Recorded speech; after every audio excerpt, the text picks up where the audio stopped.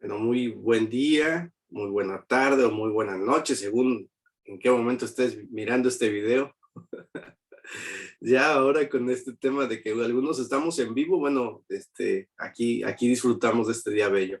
Pero si tú estás conectándote y viendo este video a la hora que te toca estar, bueno, bienvenido, qué alegría y qué dicha que estemos aquí. Muchas gracias por acompañarnos hasta este momento de la semana. Ya estamos en el día viernes, en la transmisión en vivo, y pues de forma increíble el temario está avanzando. Estaba revisando ayer el foro se está llenando de recursos, de actividades, y eso significa que estamos llegando ya casi a la recta final, o más bien ya estamos entrando en la recta final de la cruzada. Ha sido todo tan rápido. Dice Eclesiastés, ¿no? Es como querer atrapar el viento. En algún momento estábamos diseñando el programa, la materia, y ahora ya estamos en la recta final. Así que gracias a Dios por eso. Y en el nombre del Señor vamos a arrancar este momento.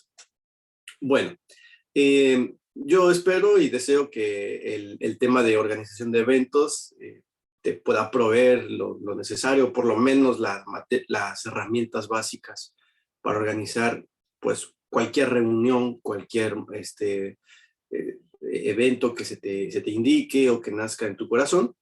Y lo que hoy quisiera tocar es un poco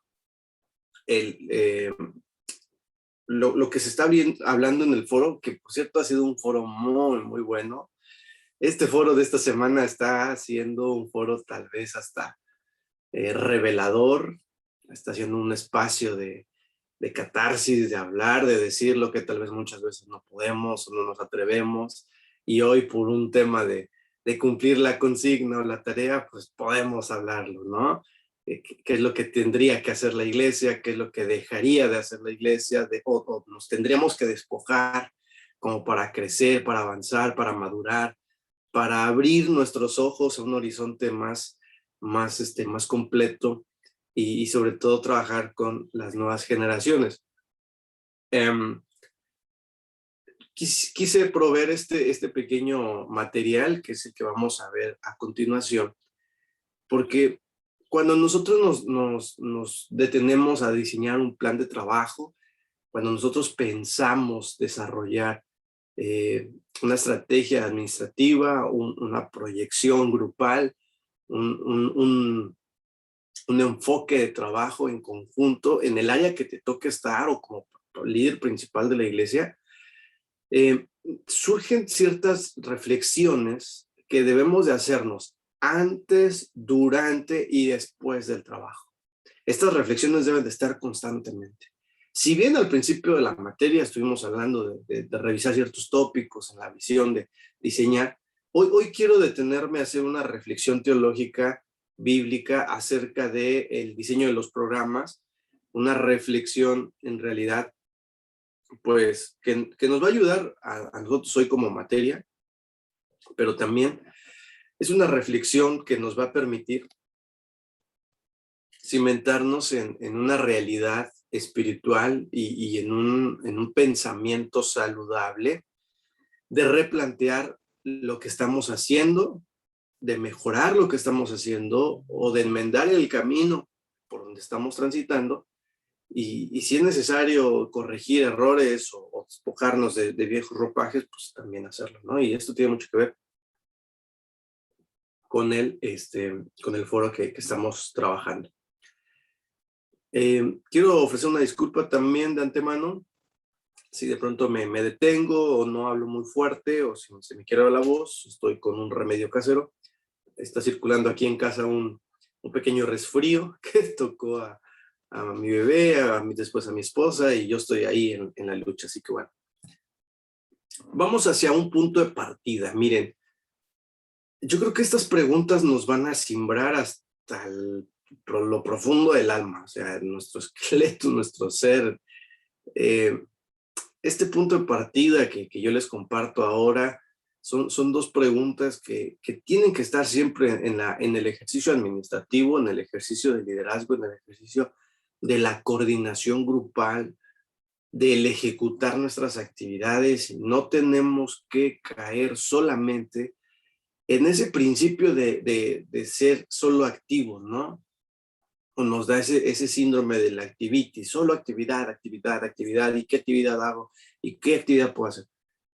Acuérdense que hemos aprendido a plantearnos preguntas que nos van a llevar a un campo de visión, y que ese campo de visión es como cuando tú vas en un auto, hablando del hermano que estaba en auto antes de empezar la clase, y vas de noche, enciendes tus luces, y las luces te van a alumbrar lo que está en inmediato, ¿no? En unos metros de forma inmediata. Pero conforme vas avanzando con tu auto, esas luces te van a alumbrar otro horizonte del camino. No siempre te alumbra las mismas condiciones. O sea, te pueden alumbrar la misma distancia, pero las condiciones que te está mostrando esa luminaria no son las mismas. ¿Por qué? Porque tú estás avanzando. La iglesia, cuando va caminando, cuando van pasando los años, cuando las personas crecen, cuando se desarrollan, las condiciones sociales o las condiciones externas van cambiando, necesitamos siempre desarrollar esta reflexión que nos permita ver lo inmediato o el mediano plazo para desarrollar cambios, movimientos, estrategias que nos permitan siempre estar acorde al corazón de Dios. Y por eso la primera pregunta es, ¿somos la iglesia que debemos ser? Porque la pauta de la iglesia está bien definida y está muy bien escrita en la palabra de Dios. Por un lado, somos un acontecimiento divino, somos un acontecimiento divino, ¿por qué? Porque la iglesia nace en el corazón de Dios. Efesios lo dice, ¿no? Antes de que el mundo existiese y todo eso, el Señor ya había pensado en nosotros. Y también, por otro lado, somos un aspecto histórico. El aspecto histórico tiene que ver con que Dios se revela en la historia y camina con la humanidad y trata de llamar su atención y trata de tener siempre una relación constante. Y cuando Jesús es revelado a la tierra y Jesús da una encomienda a sus discípulos y esos discípulos se reúnen en comunidades, pero se van esparciendo por el mundo y van haciendo comunidades alrededor del mundo, que es la iglesia.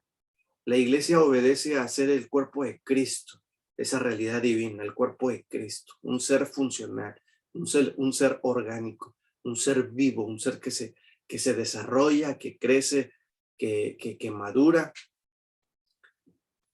pero también es histórico. El punto histórico es donde la iglesia refleja el amor de Dios a través de los actos de bondad, de servicio, de amor, de entrega. La iglesia en su realidad histórica le permite al mundo decirle, aquí está Dios, nosotros estamos representando a Dios. Pero quiero aclarar que la iglesia no es el único representante de Dios, porque Dios también puso conciencia en seres humanos, ha puesto bondad en los corazones de las personas, y Dios se revela al mundo de todas las formas que Él quiere. Pero la iglesia es muy especial porque ha sido redimida. La iglesia ha sido muy especial porque ha sido consagrada. La iglesia ha sido muy especial y ha sido favorecida porque somos esa novia que espera fielmente al Señor. Por tal motivo, la iglesia tiene cualidades, razón de ser, una forma de vivir. Una de las cosas que me están llamando mucho la atención en el foro de esta semana es que nosotros mencionamos ciertas situaciones que suceden en la iglesia y que deberíamos ser esa iglesia. Y esas cosas que son virtudes, esas cosas que queremos alcanzar, que sucedan en la iglesia, que sean realidad. Pareciera que se revisten como algo nuevo, como algo innovador, pero en realidad es lo que deberíamos ser, ¿no? Es lo que anhelamos que la iglesia se convierta, porque está en el corazón de Dios. Y por eso arrancamos también con esta segunda pregunta que es el punto de partida de nuestra realidad. Y por eso yo les decía, nuestra realidad es cambiante. Entonces siempre nos tenemos que plantear esta pregunta. ¿Esto que somos hoy, siglo 21, año 2021, esto que somos hoy, es lo que Jesús pensó de la iglesia desde el principio? esto que estamos haciendo, esto de cómo nos estamos desarrollando, es lo que Jesús pensó desde el principio del proyecto. Y hay que ser muy humildes para poder reflexionar estas preguntas, porque ni siquiera yo te invitaría a contestarlas de forma categórica o tajante. Bien hubiese sido un ejercicio de foro, pero creo que las respuestas de ese foro hubiesen sido solamente llevadas hacia un área de reflexión, pero estas preguntas son abiertas, son reflexivas, son de praxis, nos llevan a una vida donde ponemos en práctica las cosas que Dios nos da. Esta pregunta cuando la escuché me cimbraba mucho, porque uno de pronto pone empeño en lo que hace, en lo que desarrolla, y uno pensaría, y esto que estamos haciendo como iglesia es lo que Jesús pensó al principio. Por eso se reveló Jesús, para eso vino a la tierra, por eso se entregó en cuerpo, en alma, en carne, por mí, por eso. Esto es lo que Jesús quiso que se lograra con la iglesia cuando caminó y dio el pan a los pobres y sanó enfermos y enfrentaba frontalmente o cuestionaba frontalmente a los líderes de su tiempo. Eso es lo que Jesús tenía en su corazón desde el principio. Y hay otras preguntas, ¿no? Que nos pueden ayudar también a seguir desarrollando un trabajo administrativo, estratégico, de liderazgo enriquecedor. ¿Cómo conjuntar una visión fresca de la iglesia? Fresca es algo actualizado, es algo vivo, es algo que se renueva, es algo que te alimenta, que te nutre, ¿sí? A eso nos referimos con una visión fresca de la iglesia, que sea del día de hoy, ¿no? Como cuando vas a comprar alguna verdura y dices, si esto es de estación, esto es recién cortadito o ya tiene su tiempo. No, no, se acaba de cosechar, está lindo, ¿no? Está para hoy. Y esa es la frase, ¿no? De esta pregunta. La iglesia de hoy en día está para hoy, o sea, está cumpliendo las expectativas que hoy el mundo tiene, que hoy las personas de nuestra comunidad necesitan sanar. ¿En qué punto estamos, ¿no? En este sentido de la iglesia. Y la otra pregunta que nos ayuda como a entretejer nuevas ideas y propuestas para el trabajo es, ¿de qué forma podemos administrar la iglesia sin acudir a modelos que no han respondido adecuadamente? En todo caso, lo que estamos respondiendo en el foro tiene que ver mucho con los modelos de iglesia, los modelos en cómo nos desarrollamos y si estos han respondido adecuadamente a las necesidades de las personas, a las necesidades de la comunidad que nos rodea y al corazón de Dios, ¿no? Cuando nosotros hablamos, hermanos, de responder adecuadamente, no solamente es encerrarnos en una visión de que nosotros tenemos la sana doctrina y los demás están equivocados, porque tener una doctrina impecable no te garantiza ser una iglesia conforme al corazón de Dios, porque por ahí puedes ser arrogante y no compartir la palabra, por ponerte un ejemplo. Los modelos de la iglesia no solamente se dictan desde una jerarquía institucional. El modelo de la iglesia se hace modelo cuando tú conformas la comunidad de fe con tus hermanos, la forma de cómo se tratan en la comunidad, de cómo se hablan, de cómo reciben a una persona nueva, de cómo desarrollan sus ministerios, cómo encaran los problemas, cómo se relacionan entre sí en la iglesia donde tú perteneces. Ese es el modelo de la iglesia. Y también el modelo de la iglesia es la parte institucional, las directrices, los reglamentos, los manuales, en fin, las categorías que tenemos. Entonces, cuando hablamos del modelo de la iglesia, no solamente estamos hablando de la estructura institucional, sino también de la forma de cómo vive cada comunidad de fe. Entonces, ahí es donde nosotros tenemos que también poner este punto de partida de que nuestra comunidad de fe, así como vivimos, de cómo somos, podemos cambiar nuestros modelos, porque probablemente no han respondido adecuadamente. En este sentido, también sería muy pertinente tomar en cuenta esta pregunta. ¿Cómo saber que las decisiones que se toman en la iglesia sean conforme al corazón de Dios? Esto debemos de preguntárnoslo siempre. En algunas de las participaciones de ustedes, algunos testimonios nos han compartido cómo surgen ciertos problemas, ciertas dificultades en los grupos, en los ministerios, y estaría bueno saber o ir a la raíz de esas dificultades, ¿no? Si son raíces, si son problemas superficiales o realmente están enraizados en situaciones delicadas.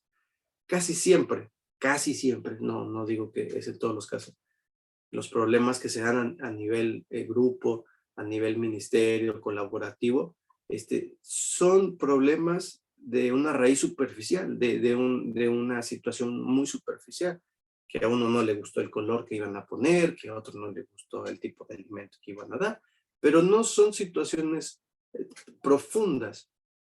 El problema es que a veces no sabemos gestionar esas decisiones y el grupo se desmorona, ¿no? Porque no nos preguntamos, ¿y esto está conforme al corazón de Dios? Mire, cuando nosotros preguntamos esto, cuando está pasando una situación, y decir, miren, a ver, vamos a tomar una decisión, pero ¿creen que esto es conforme al corazón de Dios? En esto Jesús estaba pensando cuando hizo la iglesia. Esto que estamos haciendo, estas disputas que estamos teniendo, ¿creen que son dignas y están a la altura del reino de Dios?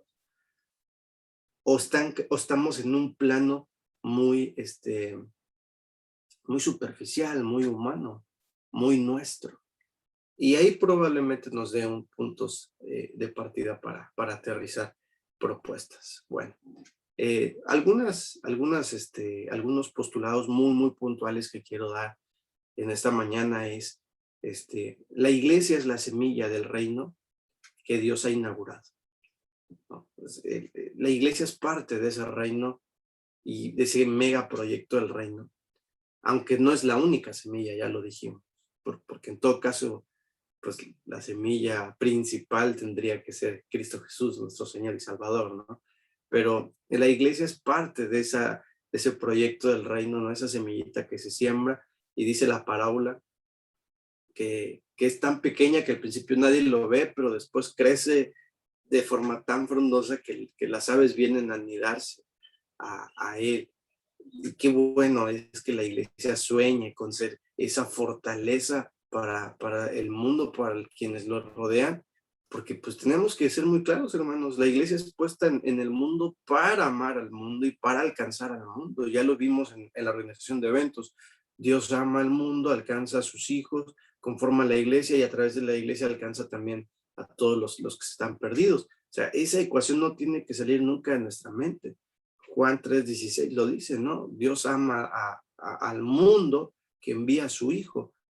Y después Jesús dice, así como el Padre me envió, yo los envío a ustedes al mundo y hagan las cosas que yo hice. O sea, el centro de todo es el amor de Dios que tiene sobre toda la creación. Entonces la iglesia no puede quedarse solamente diciendo, ya logramos ser nosotros salvos, nosotros nos quedamos con nuestro grupo. Ese es como un falso ideal.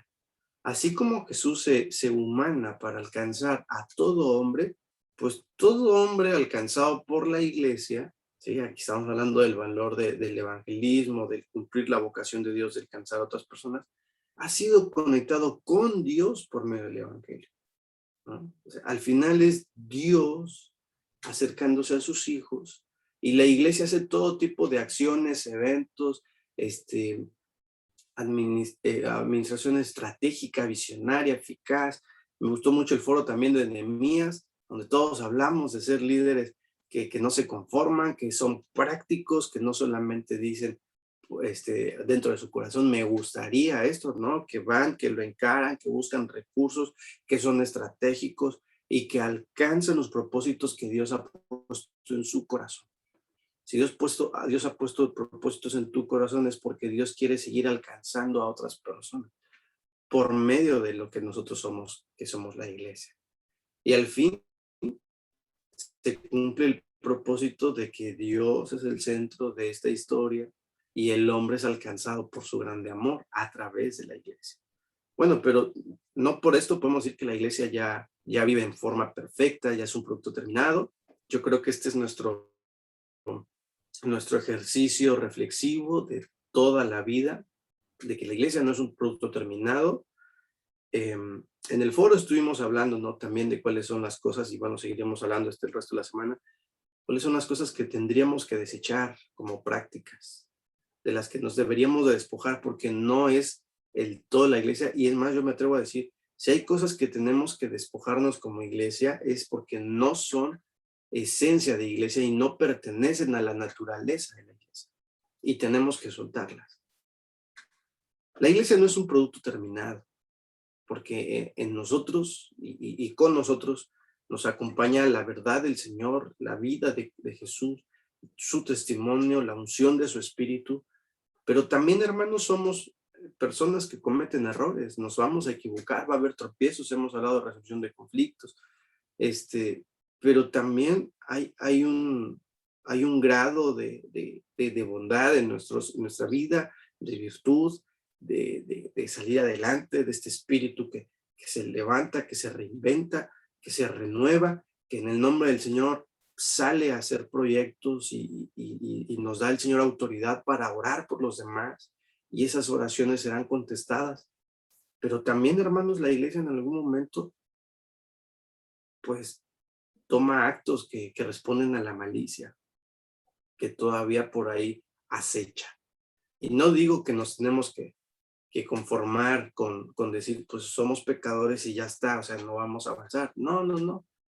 Esto nos tiene que llevar a pensar y decir que la iglesia debe estar siempre alerta en poder caminar conforme a los deseos de Dios. Si yo entiendo que tengo un grado de malicia, que puedo equivocarme, me puedo cometer errores, perfecto, soy consciente de eso, pero yo me apego y me cimento y me fundamento en mi nueva naturaleza, me dejo guiar por el espíritu de la vida, por el cual yo ya obedezco al espíritu del Señor y camino conforme al espíritu de Jesús en mi ser. Y el Señor me ha sellado con su Espíritu Santo para tener ese fruto rico, abundante, de un camino conforme a Él. Romanos 8 dice que nosotros ya no caminamos persiguiendo los deseos de la carne, sino los deseos del Espíritu. Somos espirituales.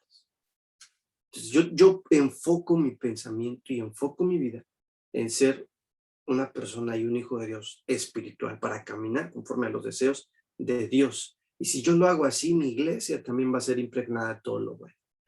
No somos un producto terminado y por eso siempre vamos a estar buscando nuevas colaboraciones, cerramos ciclos para abrir nuevos, por esto, porque queremos emprender nuevos caminos, nuevas estrategias. Hemos hablado la vez pasada también de los medios y los fines. Los medios van a cambiar, las formas van a cambiar de ser iglesia, pero el fin no, el fin permanece. El problema es que como iglesia nos quedamos peleando por los medios y creemos que ese medio es eterno y es intocable y se nos van las personas. Entonces, hoy quiero presentar delante de ustedes, también en esta reflexión, una forma de cómo la iglesia naciente, cómo comienza esta semillita, ¿no?, del reino de Dios. En Hechos 2:42 encontramos ese texto que es muy lindo, muy, muy hermoso, muy revelador. Y dice, y perseveraban en la doctrina de los apóstoles, en la comunión unos con otros, en el partimiento del pan y en las oraciones. Y aquí por lo menos podemos encontrar 4 ejes de desarrollo.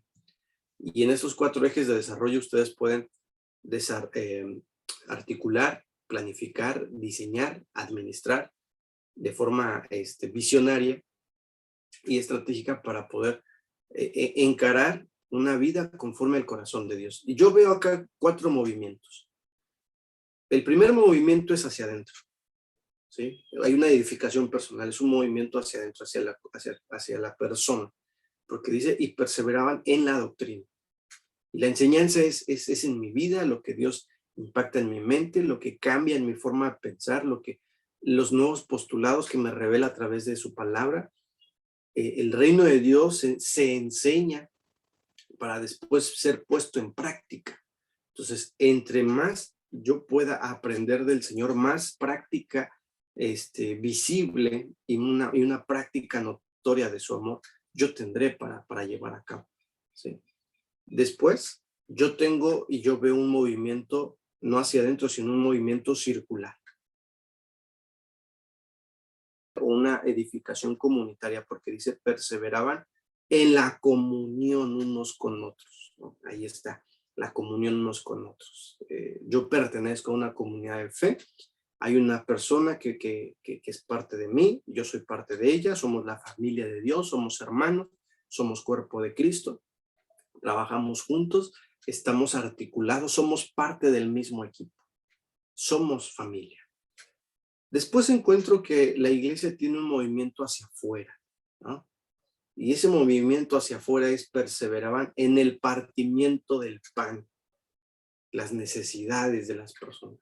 Y aquí hablamos del testimonio, de la misión, de ver al prójimo como alguien a quien nosotros vamos a alcanzar como objeto del amor de Dios.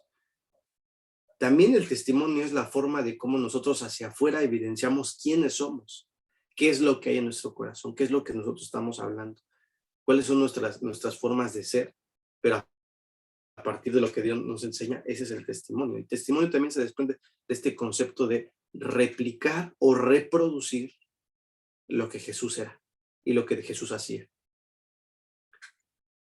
Por último, vemos un movimiento o una relación que es hacia arriba o de arriba hacia abajo, que es perseveraban en las oraciones, ¿sí?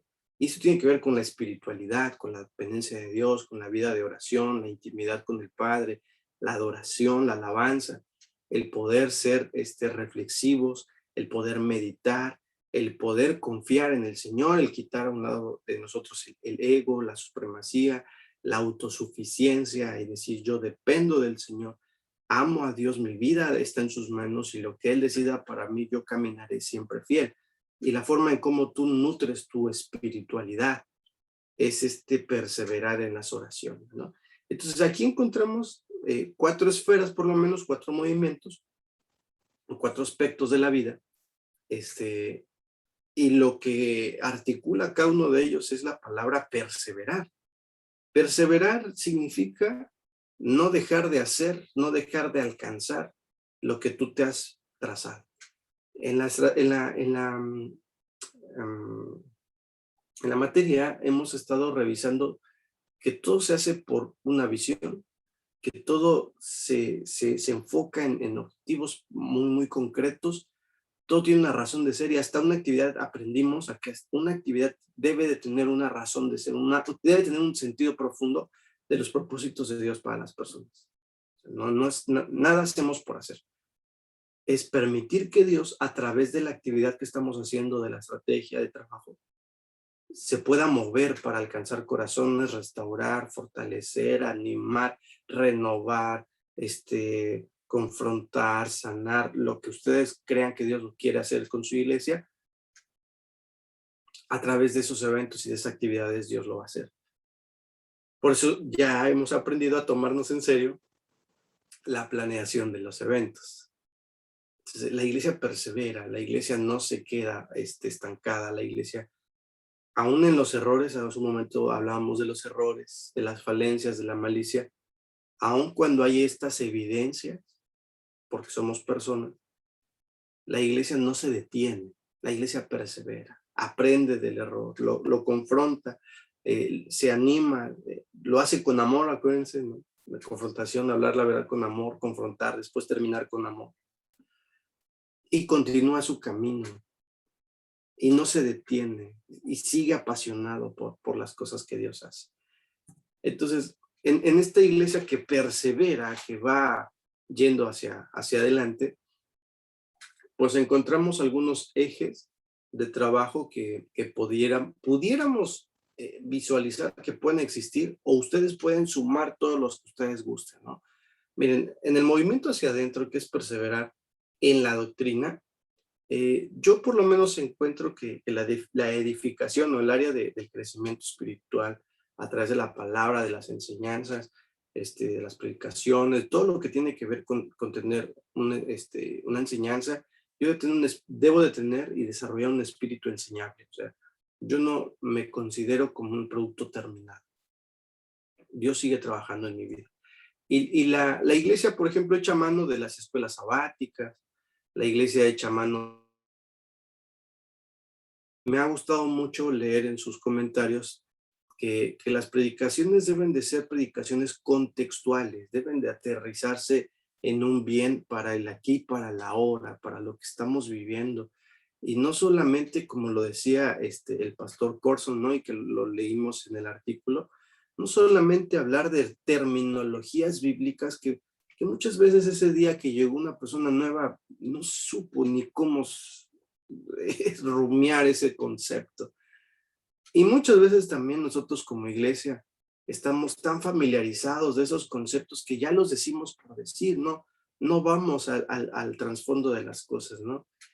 Hace poco una predicación aquí en Uruguay y me sorprendió porque este chico habló de problemas del corazón y era en el sentido de que a veces no disfrutamos el salario que Dios nos da, ¿no? Y siempre queremos más, y a veces hasta hacemos locuras para querer alcanzar algo más de forma fácil, pronta. Pero él hablaba de cómo depender de Dios en este tiempo de, de que todo es superficial y comprar, comprar, comprar. Y estuvo bueno, me gustó mucho, ¿no? Las predicaciones contextuales van a desnudar la realidad del ser humano hoy y la palabra va a poder proveer un alimento que sane, que restaure, pero sobre todo, miren, subrayen esto si están anotando. Toda predicación contextual tiene que proponer una forma de vida. Toda predicación contextual tiene que proponer una forma de vida. No basta con decir, hoy el mundo hace esto y la palabra de Dios dice que está mal. Hoy el mundo está pasando por esto y la predicación dice, la palabra dice que esto está errado, que esto está prohibido, que esto está condenado. Entonces tú hablas de las prohibiciones, que eso está prohibido, que esto está condenado, que eso se ve mal, pero si no propones qué es lo que sí tendríamos que hacer, donde sí debería de haber deleite, donde sí debería de haber una realización como personas, cómo podríamos salir adelante. O sea, si no está ese elemento, la predicación se vuelve una predicación solamente de sentencia y no es atrayente. No me voy edificado, solamente me voy diciendo el mundo está haciendo las cosas mal. Bueno, ya desde el concepto mundo ya sabemos que está apartado de Dios, está alejado de Dios, pero estamos aprendiendo que el mundo tiene que ser alcanzado. Entonces, ¿cómo podemos hacer? Ya sabemos que las cosas que hace el mundo están mal, pues por eso es mundo, nosotros por eso estamos en el camino de la vida. Pero ¿cuáles son esas predicaciones que puedan transformar corazones, ¿no? Bueno, perseverar hacia adentro también tiene que ver con crear un proyecto discipulado. Y ahí, cuando hablamos de las nuevas generaciones, es como la nueva generación que vino de adolescente o vino de joven o vino de niño porque se enganchó en una escuelita, o los niños que vienen a la iglesia, puedan tener un proceso de acompañamiento de tal forma que no lo hagan todo por costumbre, sino porque saben vivir a la forma como Jesús vivió. Y tal vez ahí podemos sanar la sed de muchas generaciones que dicen, es que yo he aprendido otras cosas y hay otras filosofías y hay otros movimientos, que es una preocupación que muchos manifestaron. El discipulado y la forma de vivir como Jesús arrasa, o sea, te llena, te motiva, te lleva a hacer cosas increíbles y cosas mucho más grandes de lo que imaginamos, y que probablemente el mundo y las distintas filosofías y las distintas este, mm, propuestas de vida a partir de los postulados quieren alcanzar, ¿no? A veces quieren alcanzar deseos nobles. Yo no digo que todas las mentalidades estén mal, pero sí debe de existir un diálogo entre qué haría Jesús con eso que te están enseñando. Y yo creo que ahí vale la pena sentarnos con nuestros jóvenes, con nuestros adolescentes, para revisar qué les está inquietando y hablarlo, pero no hablarlo desde la sentencia, como lo decía. No, es que eso está mal porque la palabra dice que no debes de escucharlo. No, pues ya lo estás escuchando, eres parte del mundo, las redes sociales te invaden, hay amigos, o sea, hay un boom de información, estamos sobreinformados y al final cada una de las personas toma una ideología. ¿Cuáles de esas ideologías pueden tener puntos coincidentes con la vida de Jesús? Porque realmente e increíblemente hay muchas cosas que se proponen en la vida secular que no están alejadas de lo que Jesús proponía también. Y nuestro estandarte es la fe, entonces tenemos que mejorar este estandarte y de crear nuestras actividades y crear nuestras proyecciones para alcanzar este proceso de discipulado, que ustedes también seguramente lo están viendo en la materia de liderazgo. Cómo llevarlos a la madurez y no solamente responder de forma categórica o reactiva, de decir, no me hables porque eso no es mi fe. No, dialoguemos. ¿Qué es lo que tú tienes? ¿Qué es lo que yo tengo? Y valoremos lo que tenemos, ¿no? Como discípulo de Jesús. O sea, a mí no me definen las cuatro paredes del templo. A mí me define mi pasión por Cristo y las cosas del reino. Entonces, ese perseverar en las enseñanzas, en el discipulado, y algunas cosas que ustedes puedan sumar, es lo que tenemos como iglesia, ¿no? Hoy por hoy. Hablábamos de la comunión circular, del movimiento circular, del perseveraban en la comunión unos con otros. Y en este sentido, pues estamos hablando de una edificación. Que tengamos como líderes todo proceso administrativo, toda planificación visionaria debe también de cultivar esta vida en comunidad, ¿no? Y yo, por ejemplo, lo veo pues en los cultos, ¿no? Ahí hay comunión, ahí hay encuentro. Ahora en las virtualidades, pues aunque estemos en casa, por ejemplo, ahorita yo siento comunión con ustedes. No estamos físicamente, pero yo sé que me escuchan y que me ven. Algunos me pondrán atención, algunos no, ¿verdad? Pero aquí estamos. Hay una forma de relacionarnos unos con otros. Y aquí también quiero tomar estos 4 ítems del equipo, del trabajo en equipo, y yo propongo que podamos consolidarnos en este equipo sólido, en ser un equipo fuerte, generar ambientes de trabajo saludables, ¿no?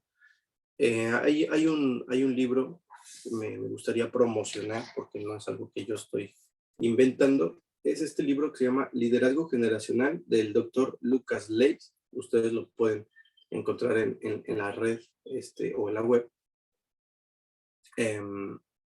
Esta propuesta es muy innovadora de cómo trabajar con las distintas generaciones y es un proyecto que es muy nuevo, o sea, es uno de los movimientos que últimamente han estado influenciando muchas iglesias. Y dentro de las claves del trabajo en equipo, del equipo fuerte, del equipo sólido, está liderazgo generacional, relaciones intencionales, estrategia local e influenciar la cultura. El liderazgo generacional, y del cual estuvimos hablando también en el foro, tiene que ver con pensar en todas las áreas, pensar en todas las edades que conforman a nuestra iglesia. Cuando hablamos de ser iglesias generacionales, no estamos hablando solo de darle lugar a los jóvenes, sino también existen adolescentes y tienen sus necesidades, y también existen niños y tienen sus necesidades, y existen bebés y también tienen sus necesidades, así como también existen adultos mayores o personas que ya están en la vejez y que también tienen sus necesidades. En este sentido, un trabajo generacional va a invertir en el proceso formativo de cada una de estas edades, de tal forma que el equipo de los niños pueda trabajar en diálogo con el equipo de los adolescentes. Y el equipo de adolescentes, el Ministerio de Adolescentes, pueda trabajar en diálogo con el equipo de los jóvenes. ¿Por qué? Porque el niño en algún momento se va a convertir en adolescente. El adolescente va a pasar a la juventud. Y el Ministerio de Jóvenes va a proveer miembros activos y maduros a la iglesia. Entonces, la idea no es que cada uno trabaje de forma aislada o que entretenga a su grupo. La idea es que podamos trabajar juntos y decir cuáles son las necesidades de tus nuevas generaciones, para yo prevenirme para cuando reciba esa generación. O yo decirte a ti, mira, los niños están en esta situación y bueno, ya pronto crecerán, pasarán adolescentes, pues para que sepas que tienen este perfil. En fin. O sea, el liderazgo generacional nos permite darle un proceso equilibrado, guiado, acompañado de estos cambios que son biológicos, que son naturales y que nadie puede detener, pero que la iglesia puede proveer mejor y mayor interés en la atención de estas personas. Las relaciones intencionales. ¿Qué significan las relaciones intencionales? Cada equipo y cada liderazgo necesitamos desarrollarnos desde una buena disposición de ayudar a las personas en sus necesidades y de poder tejer relaciones que tengan este incentivo hacia con los demás, pero que tengan la preocupación de ver la necesidad que hay en los demás y sanar sus necesidades. La relación intencional es aquella donde el líder no solamente se presenta como líder, sino que conoce al grupo, camina con el grupo, le pregunta al grupo, conoce al grupo de tal forma que sabe cuáles son sus hábitos, sus gustos. Mira, si tú trabajas con niños, pues los niños están cerca de ti, te buscan, te abrazan, te saludan. Si trabajas con adolescentes, los adolescentes te cuentan sus problemas. Tú sabes qué es lo que está pasando en cada una de las personas. Y si tú eres un líder principal al equipo, conoces en qué situación está su vida, en qué etapa, si están casados, cómo va su matrimonio, si son jóvenes, qué aspiraciones tienen. O sea, las relaciones intencionales utiliza ¿recuerdan de los recursos de diálogo que hablábamos? Los círculos de comunicación donde íbamos de lo superficial a lo informativo, de lo informativo a lo emocional y de lo emocional a lo espiritual. Cuando las relaciones intencionales hace eso. Cada persona que nosotros tenemos como equipo o a la cual nosotros servimos, al grupo al cual servimos, nosotros nos involucramos de una forma personal, de hermandad, de amistad, para poder caminar juntos. La estrategia local tiene que ver con ser visionarios, recuerden, el poder renovar nuestros modelos de trabajo y de no echar mano de aquello que sabemos que ya no funciona, sino poder renovarnos en el Señor y permitirnos crear nuevas formas para proyectar la esencia de la iglesia. Eso que no es negociable, eso que no es intercambiable, el Señor nos permite poder caminar y proveer conforme a estas propuestas. Y también tenemos el influenciar a la cultura. Influenciar a la cultura es lo que todo esfuerzo como iglesia tenemos, todo esfuerzo que tenemos y que desarrollamos como equipo, tiene una proyección hacia afuera.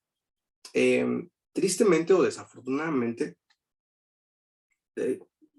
nosotros comentamos o decimos, es que el mundo se infiltró a la iglesia. Es que tienes que cuidarte de lo que el mundo te está ofreciendo. Es que tienes que cuidarte de las cosas que allá afuera te están ofreciendo. ¿Y por qué no pensar que la iglesia puede influenciar al mundo? ¿Por qué no pensar que la iglesia está puesta, sí, para evidenciar al mundo las carencias que puede haber en él, pero la iglesia está puesta como una luz? Y nos acordamos de las palabras de Jesús. Ustedes son una luz que está en lo más alto. Ustedes son una luz que brilla, que alumbra. Es como la estrella de Belén. Ustedes son esa luz que la gente los mira y caminan hacia ustedes. Creo que Pablo es el que dice, ustedes son como luminarias en el cielo, estrellas.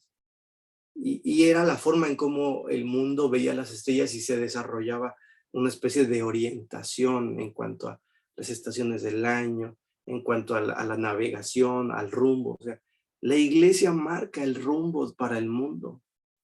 Y no el mundo tendría que marcarle el rumbo a la iglesia. Entonces, lejos de estarnos moviendo con miedo nuestras estrategias, nuestras actividades, decir, es que el mundo está haciendo esto, nosotros no. es permitirnos influenciar nuestra cultura, nuestros amigos, nuestros conocidos, y que nuestras actividades le permita decirle al grupo, inviten a sus amigos, miren que esto nos hace bien. Y ahí también entra mucho el sentido creativo de que todo lo que tú propones como iglesia tenga la solidez del amor de Dios y su palabra, pero también ese efecto atrayente, ese efecto que atrapa, que dice, yo quiero estar ahí, ¿no? Y bueno, estos son 4 de las muchas propuestas que este libro que yo les propongo leer, si ustedes lo gustan leer, lo pueden conseguir a través de internet, muy, muy, muy fácil.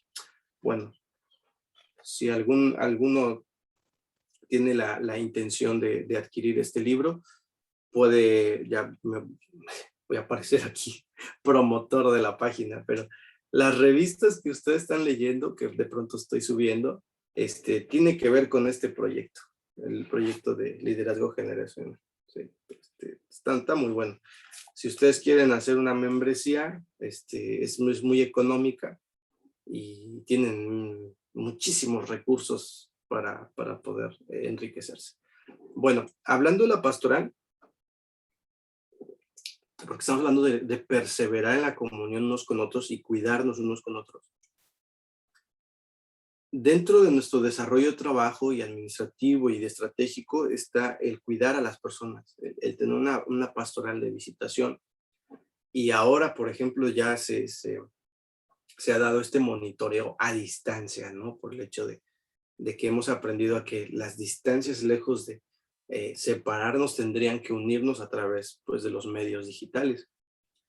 Yo les recomiendo mucho a los pastores o a los líderes principales que aprendamos a hacer célula pastoral. Mira, la célula pastoral consiste en lo siguiente. Entre más pequeño sea el grupo que tú lideras, mayor conocimiento vas a poder tener de los problemas, de las situaciones. Cuando hablamos de las relaciones intencionales, ¿no? O sea, si tú quieres profundizar en el diálogo con las personas, debes de tener un grupo más pequeño, más concreto. Entonces, si tú cuentas con un grupo de líderes y que ese grupo de líderes, por ejemplo, acá Uruguay, Argentina tiene el equipo pastoral. Entonces, es un equipo de consagrados. Pero si tú en tu iglesia no tienes un equipo pastoral, pero tienes personas de liderazgo de suma confianza, que son fieles a la iglesia y que son referentes para tu iglesia, hagamos lo siguiente. Si tú tienes 50 personas como miembro y ustedes son 5 de la pastoral, o sea, eres tú y 4 colaboradores, hagan célula pastoral. De esos 50, divídanlo entre 5. Entonces tú tienes a 10 miembros. Significa que tú como pastor y cada colaborador tienen a 10 personas concretas que hacen seguimiento, monitoreo, cuidado, provisión, visitación. Entonces, en lugar de que tú como pastor principal visites 50 personas, tienes a 10 y tu equipo tiene a 10.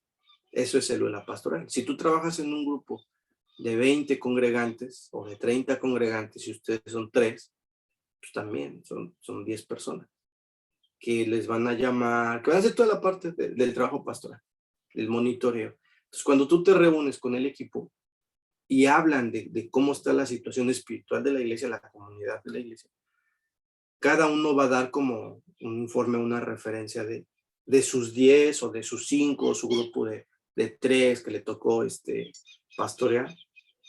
Pueden saltar problemas que tal vez ustedes no pudieran resolver.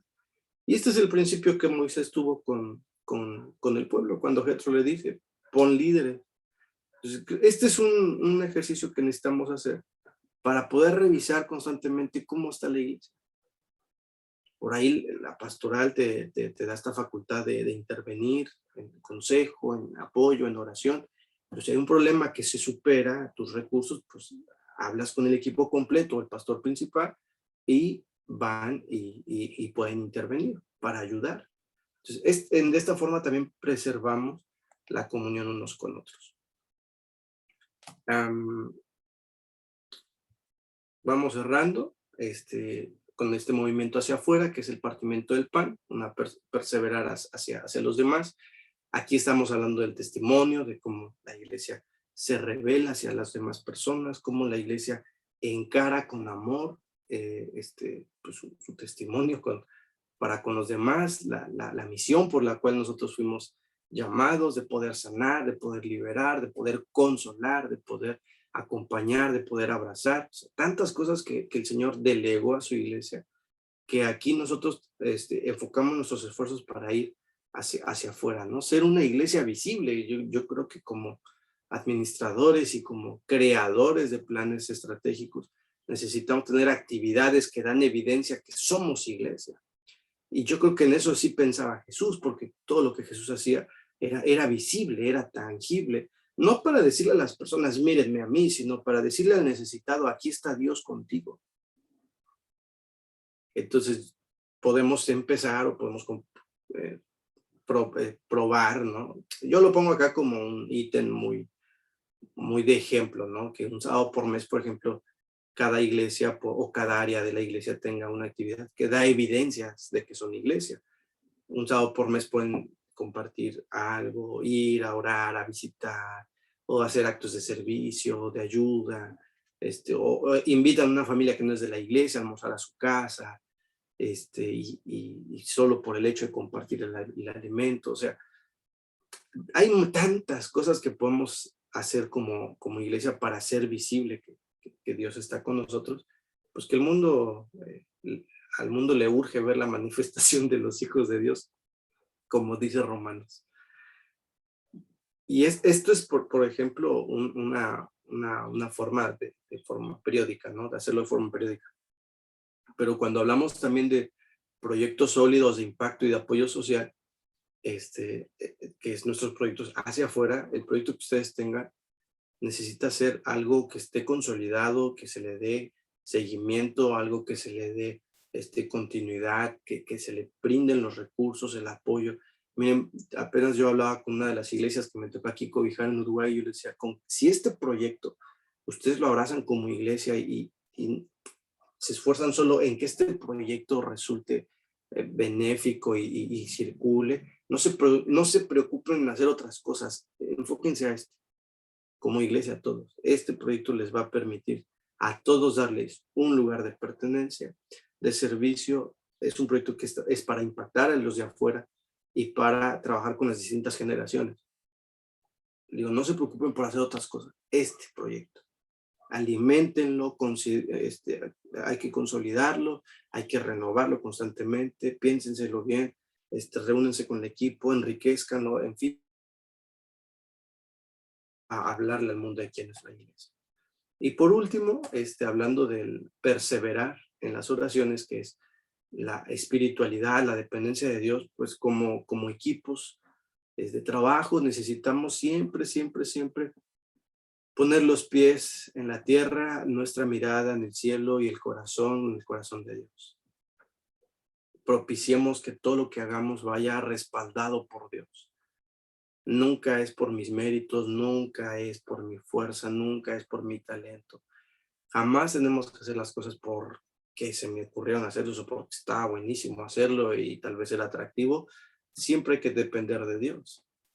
Propiciemos los momentos de oración con el equipo, propiciemos los momentos de devocional con los que somos parte de la comitiva, del equipo directriz, de liderazgo.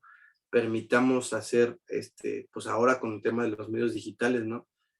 Estos devocionales, podemos proveer un equipo de difusión que cada tanto mande un audio reflexivo, una frase, un video, una canción. Pues, te la sepas o no te la sepas, tú la pones ahí en internet y ya te llenas del Señor, ¿no? O sea, estos devocionales que nos permitan como equipo ser profundamente dependientes de Dios y fuertes ante el servicio. Porque cuando nosotros nos gastamos, nos cansamos, nos frustramos, es porque probablemente nuestras raíces donde nos nutrimos de Dios probablemente no están sólidas, no se desarrollaron, no estamos bebiendo de esa agua del Señor. Entonces, es importante siempre, siempre preguntarle al equipo cómo estás espiritualmente. Es más, espiritualmente maduros evitamos tener problemas superficiales, de los cuales hablábamos hace un momento, ¿no? Eh, Propónganse días de oración, de ayuno. El otro día hablábamos, ¿no? Que el equipo de alabanza, en lugar de estar ensayando, pues puede tener devocional. En lugar de ensayarlo, métanse como si fuese un culto, porque es increíble, cuando ensayas tienes una cara de triste, y cuando estás en el culto eres el más consagrado porque todos te están viendo. Esa es una crítica que yo doy, pero bueno. Bueno, al final tenemos una referencia de estas cuatro fuerzas que la iglesia persevera, y hay una evidencia muy, muy notable, ¿no? Porque dice que sobrevino temor a toda persona, había maravillas, señales por los apóstoles, todos que habían creído estaban juntos. ¿Por qué? Porque creen, porque miran las maravillas y las señales de los apóstoles, porque vienen al amor de Dios, y ya que están en el amor de Dios, comparten las cosas, tan así que vendían sus propiedades, vendían sus bienes, las reparten con los que tenían necesidad, y perseveraban, otra vez esta palabra, perseveraban cada día en su reunión, el pan de la casa lo compartían, comían juntos, todos comían juntos, pero con actos distintivos, ¿no? Pero con emociones distintivas, con sellos distintivos, que alegría y sencillez de corazón, humildad, no caen en esa arrogancia, y alababan a Dios y eran admirados por el pueblo. Aquí está el influenciar la comunidad, acá está el influenciar al mundo. El pueblo o la gente los tenía de buena estima, decía, oh, qué buen pueblo son, ¿no? Y yo quiero pertenecer a ese pueblo, y por eso Dios añadía a la iglesia los que habían de ser salvos. Y bueno, la base de todo esto es perseveraban, ¿no? Perseveraban en la doctrina, en la comunión, en el pan, en las oraciones. Y me gusta porque hay una traducción, me gusta este texto, me gusta porque hay una traducción que dice que la iglesia es una familia. Miren, la traducción en lenguaje actual dice, y decidieron vivir como una gran familia. Decidieron vivir con una gran familia por causa del evangelio. Y cada día los apóstoles compartían con ellos las enseñanzas acerca de Dios, de Jesús. Celebraban la cena, oraban juntos, pero decidieron vivir como una gran familia. Entonces, en ese sentido, eh, nosotros tenemos mucho que dar como iglesia, mucho que hacer, mucho que recuperar. Tenemos muchas cosas por replantear, por reflexionar. Tenemos la gran oportunidad de estar con vida y de decir, Señor, gracias por estas herramientas, gracias porque no nos permites quedarnos en el conformismo, no me permite solamente ver el problema, y que no me permitas pues pensar que aquí estamos para ti. Soy privilegiado de recibir tu palabra, estas herramientas, de reflexionar, y tomen en cuenta que ustedes no son cualquier líder. Desde que entraron al seminario, considérense que no son un líder más, un administrador más de la iglesia, así, sin herramientas. Ustedes están puestos en el corazón de Dios, y qué bueno que tenemos este espacio. Así que bueno, yo quería reflexionar esta parte con ustedes, y espero que sea edificante, que les motive a seguir dando lo mejor de sí, que puedan renovarse, que podamos fortalecernos en el Señor, echar raíces profundas en nuestra espiritualidad, sabiendo que Dios no nos deja, no nos abandona jamás. Así que éxito para todo lo que venga, y que estas reflexiones acerca de la planeación nos acompañen pues durante nuestro desarrollo ministerial. Gracias por su atención, que Dios les bendiga. Nos vemos en la próxima sesión.